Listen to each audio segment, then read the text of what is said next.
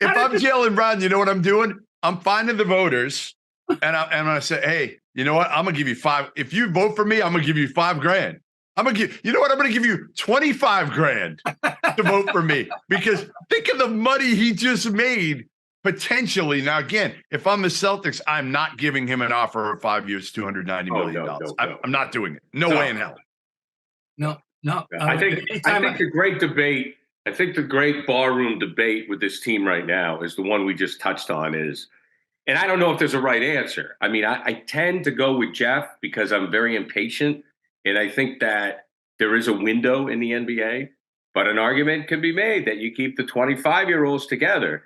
But that is the great debate for this team. But they don't work great together. Like, haven't we seen this enough to know that is not gonna change? Yeah, no, maybe I misspoke. They were not great together. What you're trying to do is maybe in the hope because of their youth.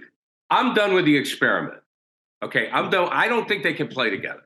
I mean, you've surrounded them with two guys in Brogdon and White who do move the ball, who do play team ball. It's not like, again, now, could you have a better point guard for them? Maybe, but like, give me the point guards who are ball movers these days. Like, there aren't as many as we think. There's scoring point guards. Again, I love Marcus Smart like Bob does for all the reasons, the toughness, the defense, all of it, the passion.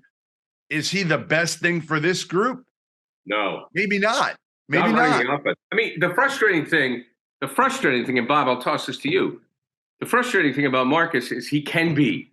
We have seen it. We've seen the halves where he has 10 assists and a turnover, you know? But where I saw Marcus as a liability during the playoffs is if the Celtics need a final shot, they seal everybody else off and they let Marcus shoot it. Yeah, well, of course you would. You know, so do you think Marcus is a liability? Do you want to keep Marcus, or is he on the market? I don't think he's a liability. I think he's a flawed gem. He's not a perfect player. He has great strengths, and he's a flawed. We know that, and we've learned.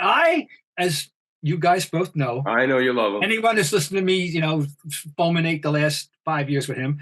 I have long since made peace with his flaws, and I'm willing to. He's not going to get better anymore now. I think he figured out how to play ultimately last year in the second half of the year when he actually became a legitimate point guard, as you just alluded to.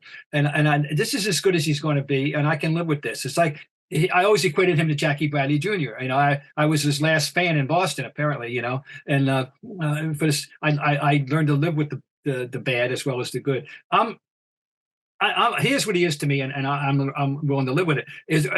Now, in the best of all possible worlds, we drive down 220 miles and we kidnap a certain left-handed point guard whose father grew up in Greater Boston, but I guess that's not going to be possible. So that's the guy you're talking about, Jeff, is the guy in New York that I thought they overpaid for is exactly what you're talking about.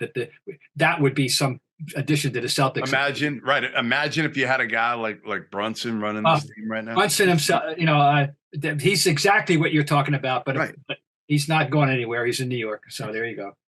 I don't know who else is like that. So the other one, Lillard, Beal. Again, you mentioned Trae Young only because here's the issue right now is Jaylen Brown's got 1 year left in his deal. So a lot of these teams aren't going to trade for him. Mm-hmm. Even Portland. You're not trading for Jaylen Brown and rolling the dice that he's going to leave. Would they sign him? Would Portland sign him? Well, that's the thing. You'd have to either know that you're gonna get him long term, and I don't think Portland. I just don't see Jaylen Brown. Maybe he would just because he wants to be the number one guy in a place like Portland. But Atlanta, he grew up obviously in the area. It makes sense from that standpoint. The problem is, again, I don't want Trae Young, number one. So then what are you looking at? DeAndre Hunter, some combination of like DeAndre Hunter, if they still had Kevin Huerter, that was a rumor a couple of years ago, which I really liked and everybody killed me for it, was DeAndre Hunter, Kevin Huerter, and a couple number one picks, unprotected picks.